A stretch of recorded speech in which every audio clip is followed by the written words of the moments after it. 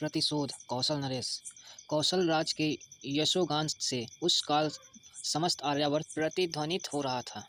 दोनों के नाथ अशरण की शरण, दुखियों के त्राता तथा अनाथों के माता पिता के रूप में कौशल राज का स्मरण किया जाता था। महाराज की पूर्ण पताका के नीचे प्रजा सुखी एवं समृद्धि थी। कहीं दुख दैन्य का नाम नहीं था।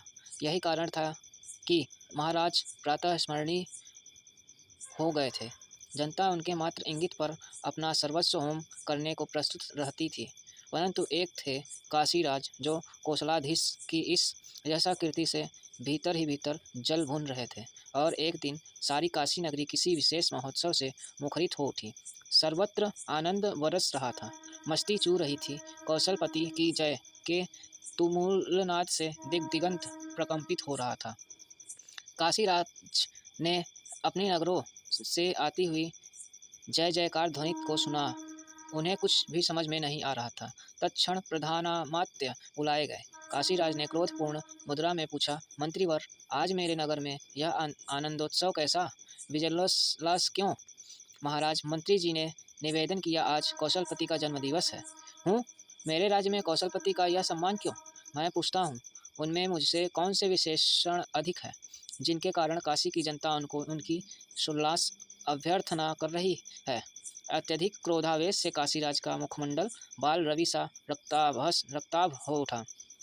कांपते स्वर में मंत्री जी बोले, देव, पुण्यशाली एवं धर्मात्मा नृप मात्र अपने ही राज्य में पूजित नहीं होते, अपितु उनका साम्राज्य दूर दूर की जनता के हृदय तक फैला रहता है। जनता ऐसे राजा के पार्थिव शरीर को ही नहीं, सहृदयता, उदारता तथा अन्याय गुणों की भी पूजा करती है, क्योंकि काशीराज बीच ही में उबल पड़े। चुप रहिए मंत्री जी, मैं अपने बाहुबल से कौशलपति को पद दलित कर दूंगा। मैं स्वयं ही सैन्य संचालन करूंगा, आप इसकी अविलंब व्यवस्था करें।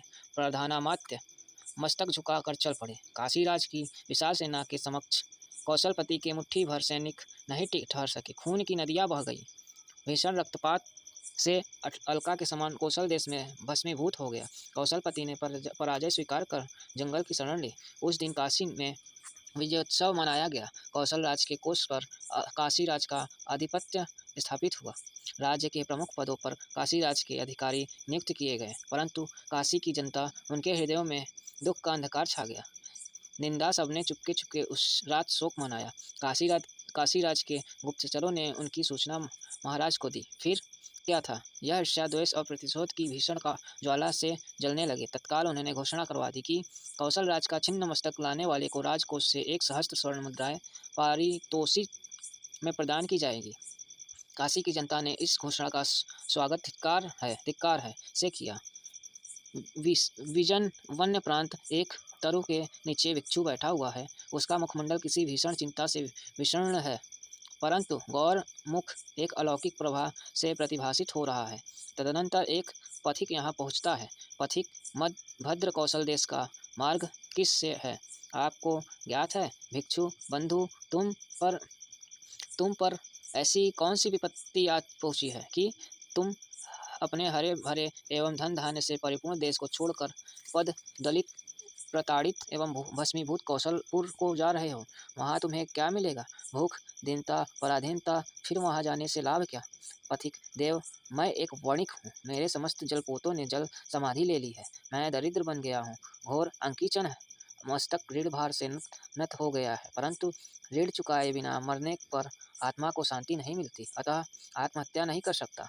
मैं अपनी गाथा कौशलपति के सामने सुनाऊंगा और उनसे स्वर्ण मुद्राएं ऋण लेकर पुनः वाणिज्य करूंगा, जिससे ऋण से मुक्ति मिले। आप कृपया मार्ग बतलाइए। इतना सुनकर भिक्षुक के शुष्क होठों पर हास्य की एक हल्की सी रेखा उमड़ पड़ी। पता नहीं यह हास्य था या प्राकृतिक। भिक्षु ने आर्द्र स्वर में कहा, पथिक, भगवान तुम्हारी अभिलाषा पूर्ण करे। चलो मेरे साथ।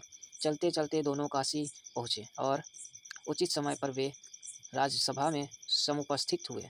परंतु भिक्षुक के मुंह पर एक स्वाभाविक आभा चमक रही थी। अनायास काशीराज की दृष्टि उस कथित भिक्षु पर केंद्रित हो गई। नरेश ने जिज्ञासा प्रकट की, भद्र, आपके शुभागमन का प्रयोजन? राजन, सेवा में एक सुसंवाद लाया हूँ। क्या? कौशलाधीश के छिन्न मस्तक की श्रीमान की सेवा में प्रस्तुत करने वाले को राज्यकोष से 1 सहस्त्र स्वर्ण मुद्राएं पुरस्कार में देने की घोषणा की गई है। क्या वह सत्य है? भिक्षुक ने पूछा। निसंदेह, आपने जो कुछ सुना है वह पुरुष और वह मस्तक कहाँ है? देव, सर्वप्रथम आप इस वणिक को सहस्त्र स्वर्ण मुद्राएं प्रदान करें, फिर मेरा मस्तक खंडित कर दे। भिक्षुक के स्वर में दृढ़ता थी, ओझ था। काशीराज मूर्तिवत विस्फारित नेत्रों से देखते रहे। उन्हें कुछ भी समझ में नहीं आ रहा था। वाणी मौन थी। शांति को भंग करते हुए भिक्षुक ने कहा, ओह, आप किस असमंजस में पड़े हुए हैं महाराज? क्या आप मुझे पहचानते नहीं? इतनी जल्दी आप भूल गए? क्या यह भिक्षुक नामधारी व्यक्ति कौशल देश का भूतपूर्व नरेश है ही नहीं है? महात्मन, यह सब मैं क्या देख सुन रहा हूँ? क्या आप इंद्र जाल के खेल तो नहीं दिखा रहे हैं? काशीराज ने साश्चर्य पूछा। राजन, आप शंका के वशीभूत न हुए। आप जो कुछ देख सुन रहे हैं वह बिल्कुल सत्य है। देखिए, बेचारा वणिक ऋण भार से मृत प्राय हो रहा है। श्रीमान, अपनी घोषणा को सत्य प्रमाणित करें, कौशलपति ने व्यग्रता से कहा। काशीराज क्षण भर मौन रहने के बाद गदगद स्वर में बोले, धन्य है कौशलाधिपति, धन्य। फिर दूसरे ही क्षण काशीराज ने घुटने टेक अंजलि बांधकर निवेदन किया, कौशल राज्य के परम प्रतापी एक पुण्यशाली महाप्रभु, आज मैं आपसे परास्त हुआ। मुझे आज ही यह ज्ञात हुआ कि आत्मबल के समक्ष पशुबल तुच्छ है, नगण्य है। मेरे पास अतुल सैन्य है, संपदा है, परंतु आज मैं एक निसहस्त्र एवं अज्ञजन के द्वारा पूर्णतया पराजित हो गया हूँ। प्रायश्चित स्वरूप श्री चरणों में काशी और उसका कोष सभी सादर समर्पित है। कृपया इन्हें स्वीकार कर अनुगृहित करें, और यही हार्दिक प्रार्थना है। कौशलाधीश तत्पश्चात समेत जनसमूह ने देखा, दोनों नृपति एक दूसरे के प्रेम पास में आबद्ध है और दोनों के नेत्रों से आश्रुधार बह रही है। ये अश्रु प्रेम के थे या पश्चाताप के, इसे कौन कह सकता है? उधर सारी काशी नगरी कौशलाधीश की जय, काशीराज की जय के तमुल नादों में से गूंज उठी।